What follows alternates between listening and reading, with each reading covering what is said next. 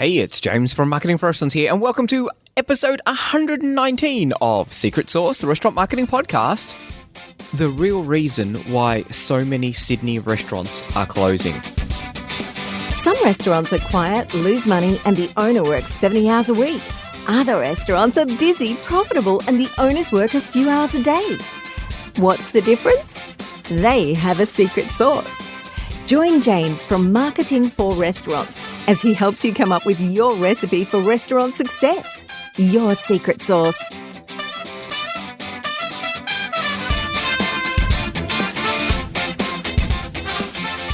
Hey everyone.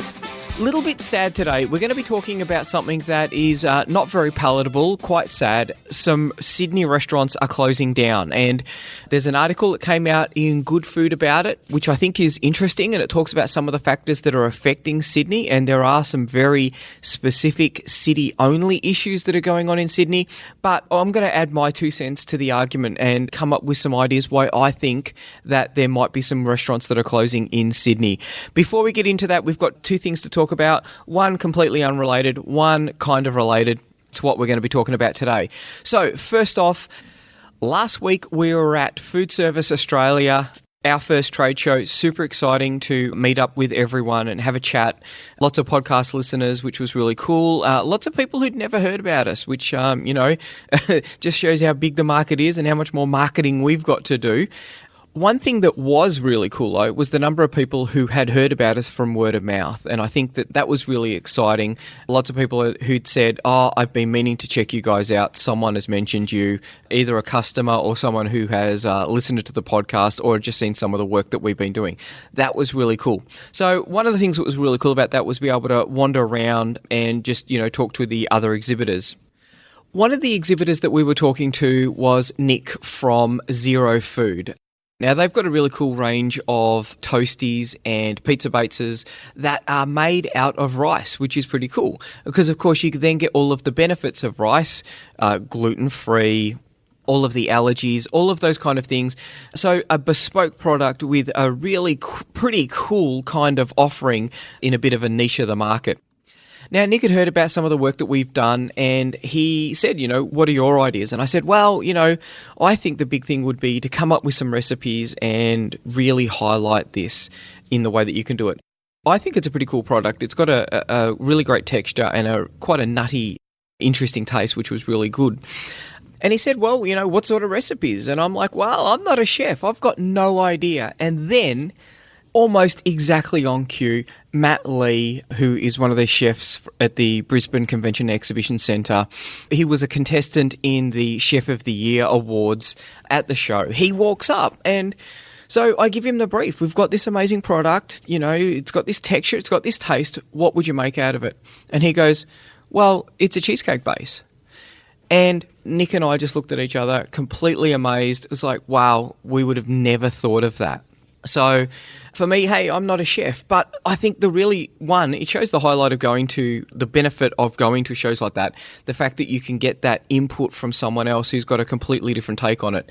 And I said to Nick, you know what, if we got the 10 chefs who were finalists in the awards, I reckon we would have got 10 equally epic ideas, completely different because they're bringing in their experience.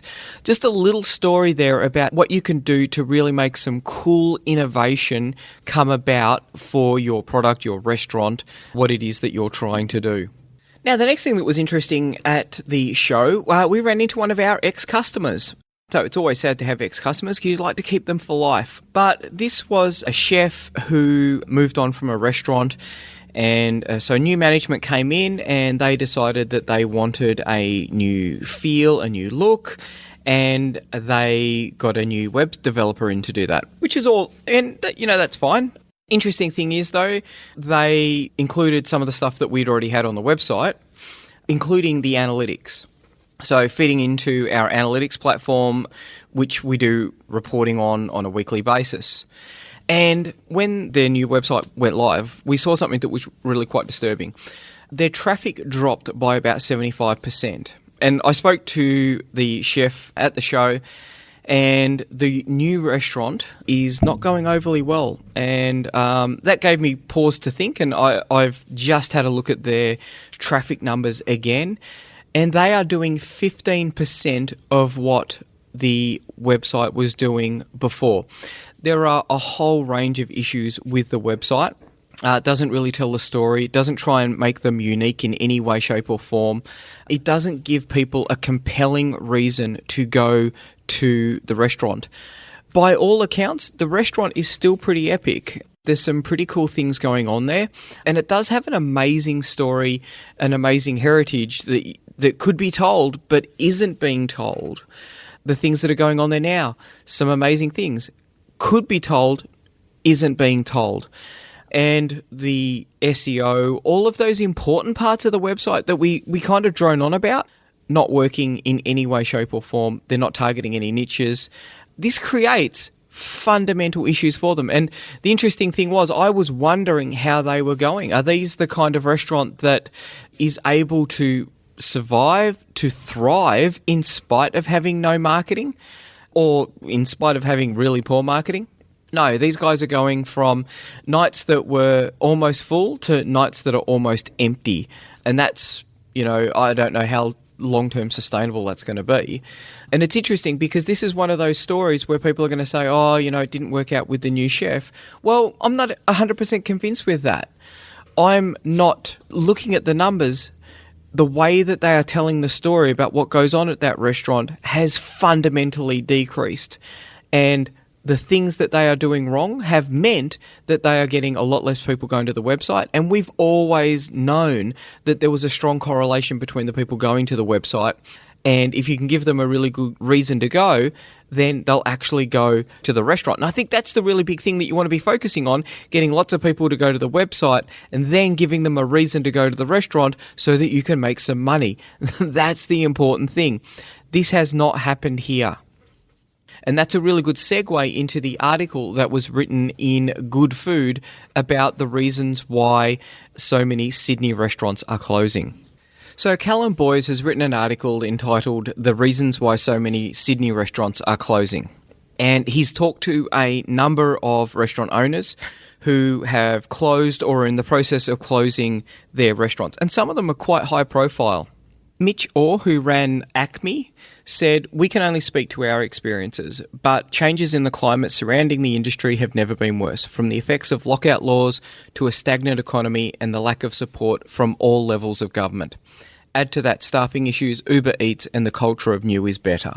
So there's quite a few things there that are having a negative impact on the restaurant industry. Mark Best was interviewed and he said it's rarely just one or two issues. You still have chefs who treat the customer as the enemy, chefs who cook for their own personal ego. A successful restaurant can adapt to deliver a delicious and transformative restaurant experience without dumbing down its vision. A little bit later in the article, he says there's always opportunity to diversify your product and lots of competition in the supply chain, but maintaining standards and integrity is paramount. Every business is the same, whether it's taxis or the music industry. There's distributors, things change and you need to adapt. Some businesses will rise and some will stay the same, others will just fall off the peg. So the first thing to say about this is, and it's mentioned in the article, you start a restaurant, you commit everything that you've got to it, financially, mentally, physically, and at the end of it, you close it down and then you've got nothing to show for it apart from, hopefully an improvement in your reputation. But you can't pay your rent, you can't buy a house with your reputation. You need the cold hard cash. And so this is one of the things that I think is really important. You should be setting out to build your restaurant with the end in mind, which, hopefully it would be to sell it, wouldn't it? Take on a lease, create something of value, create something that you can pass on to someone. And, whether it's the concept, whether it's the processes that you're going to create, what is it that's going to create value for you so that you can then monetize that, get your payout, have your day in the sun. I think that is really important. You don't want to just close the restaurant down. Unless, of course, you're able to draw out enough to be able to, buy a house and to pay that house off. But that's a pretty long-term kind of process. And I think there's got to be a better way of doing that. Build up something that you can sell off.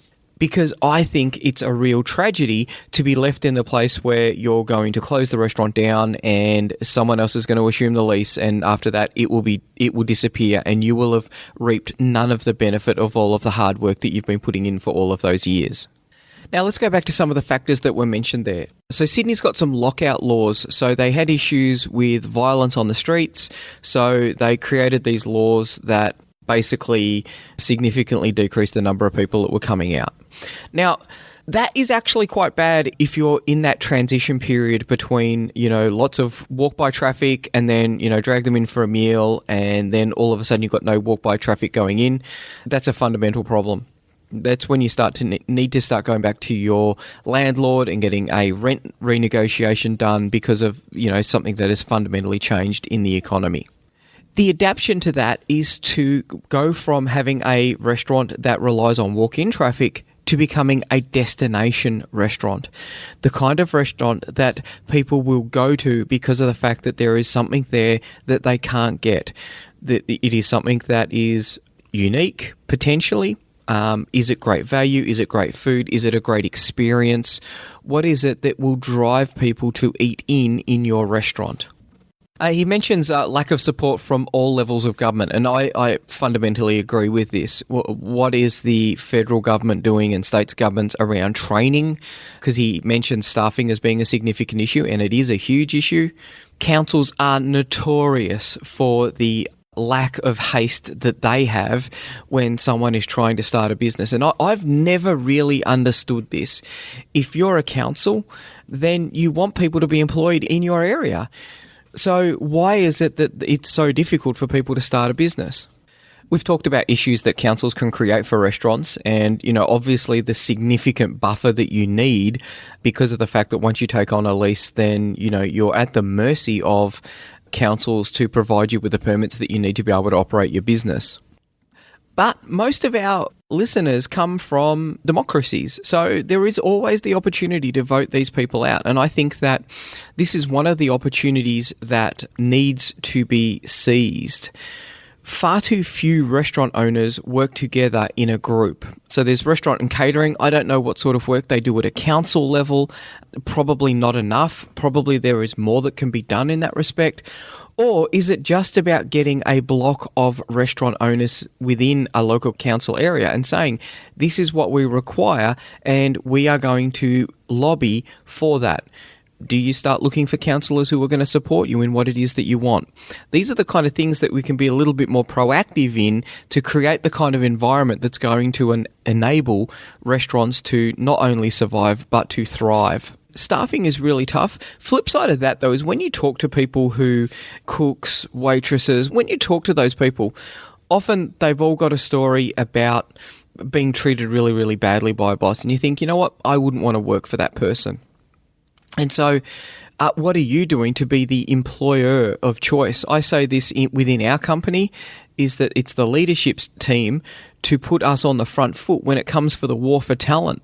I want the best marketers. I want the best graphic designers to be working in our team. I don't want them working anywhere else. So what is it that you're doing to attract and retain really, really good staff? The conditions in Sydney, they are Sydney conditions. If you don't like the rules of the game, then, you probably change the game. And that's what Mark Best did. He now operates restaurants on cruise ships because of the fact that it was so difficult to operate in Sydney. I think, though, that when you're running an amazing restaurant, and the couple that I'm talking about, from everything that I can find out, so I haven't been to either of these restaurants, I don't know the owners at all, but it looks like they do a cracking job. However, I think that there is one fundamental thing about the two restaurants that are closing that is really quite sad. And that is they don't do a very good job of telling their story online. So when you have a look at Paper Bird, the first thing that really kind of hits you is some interesting photos of ingredients, I think. I'm not really too sure, but probably not really the kind of thing that you want to be leading with. When you scroll down a little bit, there's a little bit of text there that talks about it. Then there are some really cool looking photos, obviously professionally done. And the food, it looks the shizzle.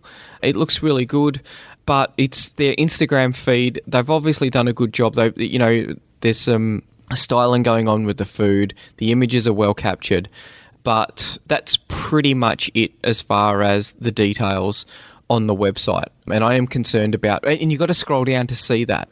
Now, next thing, the website's not secure. So it says not secure. Often Google will kick up a fairly scary kind of warning about how people should not go to unsecure websites. So you definitely need to make sure that your website is secure. Having a quick look at it, it looks like they run WordPress, which is pretty good. WordPress is what we use for our websites. Makes a massive difference. It's nice and easy for people to be able to edit it, and Google pretty much loves it. Well, it loves it when it's got some sort of SEO plugin, and there's no plugin here. So if you have a look at Paperbird, the title of the homepage, it has their address in there, Paperbird, and the only good thing from an SEO point of view is it's got the suburb, so they're in Potts Point. Not really a lot going for it, though, from an SEO point of view. Having a look at the website structure, they don't target any niches by any stretch of the imagination. It doesn't look like they're using the Facebook pixel. Now, when we talked about the changes that were happening in Sydney, so it's now harder to get people to actually get out, and one of the things that was mentioned was Uber Eats. Obviously, Uber Eats is driving people to eat in. They're driving that because of the fact that that's their business model. Now, that's not what people want necessarily. What is it that you're doing to drive the people who want to go out and actually have an experience? People who want to meet up with other people. There's a whole range of things that they want to do. And I've got to tell you, when people are celebrating events, they're probably not going to be doing it at home. That's a bit sad and lonely. That would be the definition of, sad and lonely, to be celebrating your birthday at home with some food that's been delivered. You want to go out with your friends and be enjoying it. The Facebook pixel is the first part of retargeting to your customers. So people who have been to Paperbird for some reason, people who've been to the Paperbird website, you can now target them using the Facebook pixel. Hey, remember us? Now, if they've been to your booking page, hey, we'd love to see you come back. If they've been to your corporate events page, hey, still thinking about a place for corporate events? Retargeting is really powerful, but there's nothing going on here, and they've missed out with that. The website's quite slow, and Google doesn't like websites that are slow because people on a mobile tend to go somewhere else. Google's always trying to create an amazing online experience for users, and if your website's really slow, then you're likely to click back. Google doesn't want to be in that situation of recommending it, so it recommends for people who are mobile websites that are a lot quicker. Now, sorry about that. I just took a quick break to have a look at their menu page, and it's actually really quite interesting. I did spend a little bit longer there than I wanted to. So straight up, we've got snacks, and they've got Chongqing popcorn. I don't know if I've pronounced that right. Chongqing popcorn. It's $8. Okay, so what are you conveying there? All right, so popcorn is the kind of stuff that you get at the movie cinema that might have been cooked 3 days ago, and it's got stale butter on it, and it just kind of like tastes salty and rubbery, isn't it? So I'm probably not really keen on that. But I'm a restaurant marketer, and I thought, well, there might be a little bit more to the story. I feel like a bit of a detective. So break out my old and trusty friend Google, and I actually can find some photos of Chongqing popcorn chicken. That's a little bit of the... so I'm assuming that it's going to be chicken now because all of the pictures have got chicken in it, and it's got heaps of chili in it. So this seems epic. I would order this in about a heartbeat. But of course, this is the photo that I'm looking back, and it actually reminds me of the time when I was in Chengdu and we had rabbit. It wasn't like in popcorn form, and there were little flecks of rabbit in there. It was just a massive big bowl of chilies. It was completely epic, and I loved it. I had a whole table's worth of it to myself. I couldn't eat it all, but super yummy chilies. Those chilies look like exactly the same sort of preparation there. So my mouth is literally watering at the thought of eating this dish. But all they've done is written Chongqing popcorn, which for me, I'm kind of like, I've got no idea. Now, I'm going to massively embarrass myself as I move to the next item because it's Diokobokki, gochujang, and peanuts. What? Like, I've got no idea. Let me Google that. Okay, so I'm tracking some sort of rice cake. Gochujang is a spicy paste, and peanuts. Once again, that seems really cool. I would order that to try it out, but no idea. Membosha, the same thing. So I'm really not understanding some of the stuff on this. And like, I've been to Korea. It was only one day, but it was completely epic. I've eaten in quite a few Asian towns. I wouldn't have thought that I was, the worst person at trying to interpret a Korean Asian type menu. They've got tonkatsu there. I'm always down for some tonkatsu.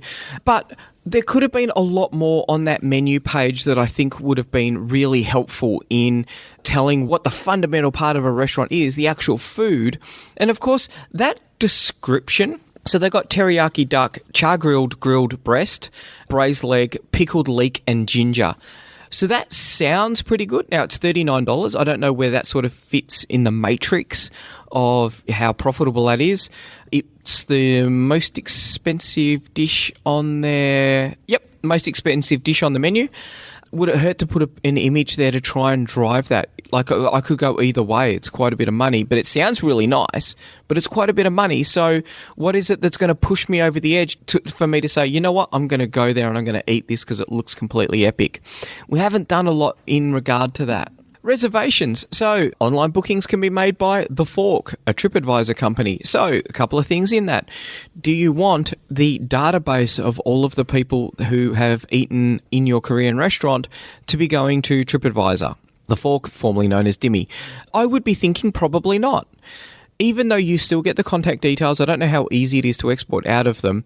But I think, maybe this is one of those issues because if you, and this is my standard challenge, give your local Fork representative a call and find out what marketing that they will do to people who like your kind of cuisine in your kind of area. And there's all sorts of colourful things that they can do to drive people to your restaurant. Fun fact, they are from other restaurants' databases. So people who've made a booking through the Fork, that goes in to their big database. So your customers, your regular customers, may be getting 50% off coupons by, remember that they talked originally there were too many restaurants? It's the discounters who destroy it for everyone, and potentially it's the 50% off deal or whatever the offer is through these third-party aggregators that could be causing all of the damage. We'd probably need to think about that, particularly when there's free online restaurant booking systems out there. So I think that there's probably a lot that could have been done there to drive more traffic. Some of those dishes sound epic. There's some epic photos there. Now, would have gone really well on Instagram? Should it have gone really well on Instagram? I don't know, because of the fact that I'm still a little bit on the fence about how effective Instagram could be. But I know that you could have had a really good crack with some really, really cool Facebook campaigns. So to just give you an idea of the kind of thing that you could do with that, I would take a photo of the most traditional Korean meal that you've got on that menu, and I would have run that to people who speak Korean, and I would have had the text in Korean. I may have even had a chef speaking in Korean in a video, and I would have targeted to those people within 15 kilometers of the restaurant. I know that kind of targeting can work extremely well given the right message, and we very rarely run an offer with that. It's just, hey, come in and get some amazing food just like your mum used to cook. That can work extremely powerful, because once again, what is it that you're doing? Well, you're cooking the food that someone's mother cooked. Their mother might be dead. Their mother might be in another country. They may not have seen them for 20 years. If your food makes them feel like they felt when their mother was cooking it for them, who would put a price on that? Once again, sell the experience, not the food. That's where the value is, and they would have been flocking to come in there. Now, let's go and have a quick look at Carl Furler's restaurant, Oscillate Wildly. So I think he's been running that for about 12 or 15 years. He looks like a young guy. I don't know how old he was when he started it, but probably pretty young. He's probably learnt a huge amount. But walking away and not going, it doesn't have anything to show for it, which I think this is a massive tragedy. Really, really, really quite sad. Now, on his website, he's done a pretty good job of telling you the kind of restaurant that it is. There is a image pretty high up. They've got an opening image that's got some mushrooms that just look completely gorgeous with little flowers, beautiful photo. Then there's something, I don't even know what it is, but very artistic. Really sets the tone of the kind of restaurant that it is. But I've got to tell you one thing here, and I'm always wonder who did the marketing advice around this. So the name of the place is Oscillate Wildly. Now, I don't know. He might change the menu fairly frequently. That might be why it's called Oscillate Wildly. I'm not too sure. But the title of the page, the title of the home page, in fact, the title of the only page, because it's a one-page website, and I think that that's always quite dangerous because you're giving up. Page title is the second most important thing about your website. The first most important thing is the domain name. So this is about Oscillate Wildly. I don't know what Google thinks that Oscillate Wildly is. It could be a manufacturing kind of thing. Manufacturing risk management, how to stop things oscillating wildly. I'm not too sure. Now, the opportunity, so it's a little bit dangerous having a name like that. Same with Paperbird, actually. But when we go and have a look at Oscillate Wildly, if you look at the actual page, at least with Paperbird, it had their address in there, which has the suburb. Oscillate Wildly, Sydney's best avant-garde fine dining restaurant. We could have run with that. Now, Sydney's, that's pretty difficult. I'm not even sure where they are. Let's try and see if I can find out where they are. So they're in Newtown. So Newtown's best avant-garde fine dining restaurant. Maybe that would have helped them because I'm not sure that Google knew that they were a fine dining restaurant in Newtown. Now, the food there's obviously pretty epic. They've got 4.8 stars from 111 Google reviews. So that's pretty amazing. Now, interesting, he has possibly a stock photo of wine. So when they built the website, well, it's not even of wine, it's glasses hanging up, ready to have wine put in them. And they talk 2 sentences about the wine. Sorry, 3. A fully licensed restaurant, $90 for the wine matching from the wine list designed by the sommelier. And it says download our wine list, which is a PDF. A lot of people, particularly people on a mobile, that can be problematic. The interesting thing is the wine list is actually 17 pages long. So an extensive wine list. But there's no picture of all of the wine. That I would have thought if you've got, 19 pages of wine, that's a significant investment that you've got tied up in wine. And it might be worthwhile telling that story in a little bit more verbosity so that people can go, oh, wow, there's a massive number of wines here. That looks really cool. Pricing's actually a little bit hard. It's not to find. It's not mentioned on the menu. They've only got a sample menu there. But it is down the bottom, $150 for an 8-course degustation with $90 matching wine. That's pretty cheap in, particularly in Sydney standards. Probably one of those things that you might almost want to be a little bit more upfront about. I'm wondering what the demand was like in it. And I'm not sure how many seats it is. I get the impression that it's fairly small. And a small seater, that's perfect because it means you can fill it out. And once you fill it out, once you're turning one person away, you never want to turn that last person away. You want to put your prices up a little bit. So I'm wondering how often they've been putting their prices up.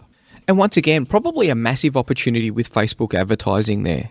So no Facebook Pixel. And I'm not even sure if there's any analytics on the website. Oh, no, sorry, there is. They've got Google Analytics, running Cloudflare, but not talking about any niches. I don't know if they've got a vegetarian option. I don't know if they can do gluten-free, those things. And I deliberately haven't spent a large amount of time looking at this one just because of the fact that I have spent 10 times the average length that someone spends on a restaurant website, just trying to get an idea about what it is that they're doing and what it is that they're not doing.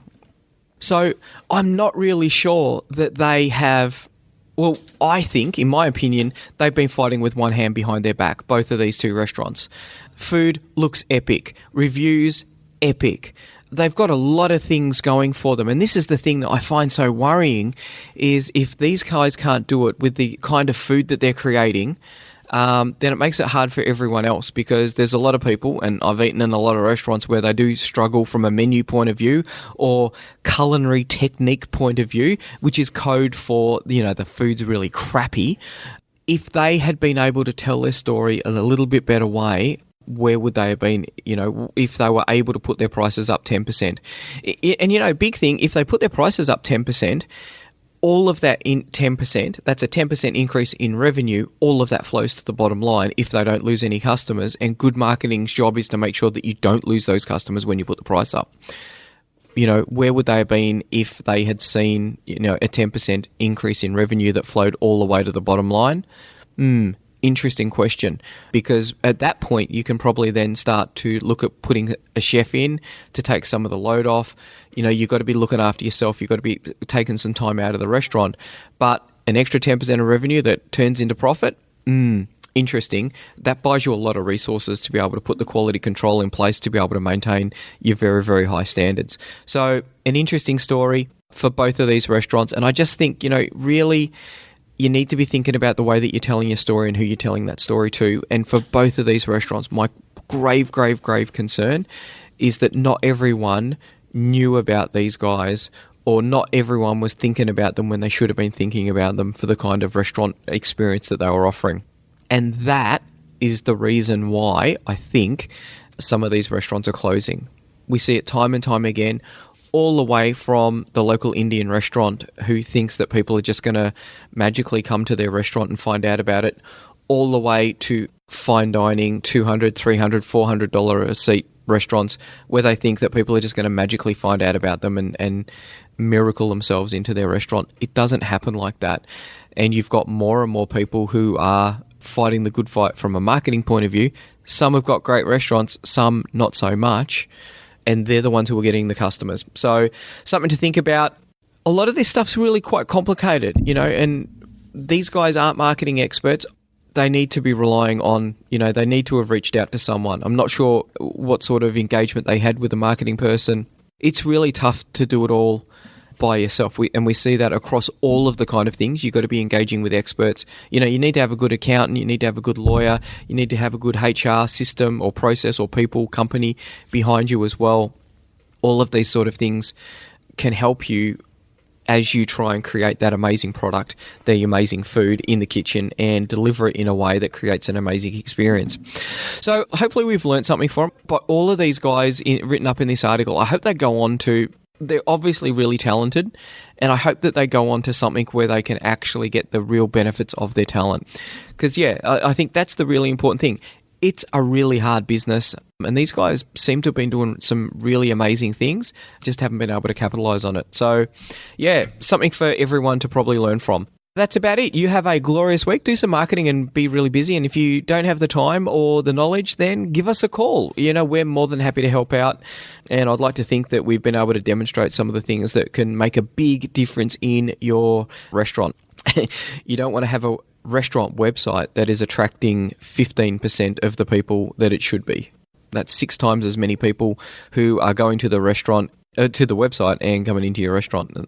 Those can add up to being really, really, really, really big numbers. And I would have thought make or break for a restaurant. That's about it. You have a glorious week. Bye. Want more customers for your restaurant, cafe or takeout? Every month, our marketing tools and information are used by thousands of restaurant owners just like you to help them find more customers and turn them into repeat customers. All of our tools and information is designed specifically for restaurant owners. We know you don't have a lot of time to spend marketing or learning complicated procedures, so our tools are quick and easy to use. If you're looking to increase your revenue and profits or want to work less hours, check out marketingforrestaurants.com.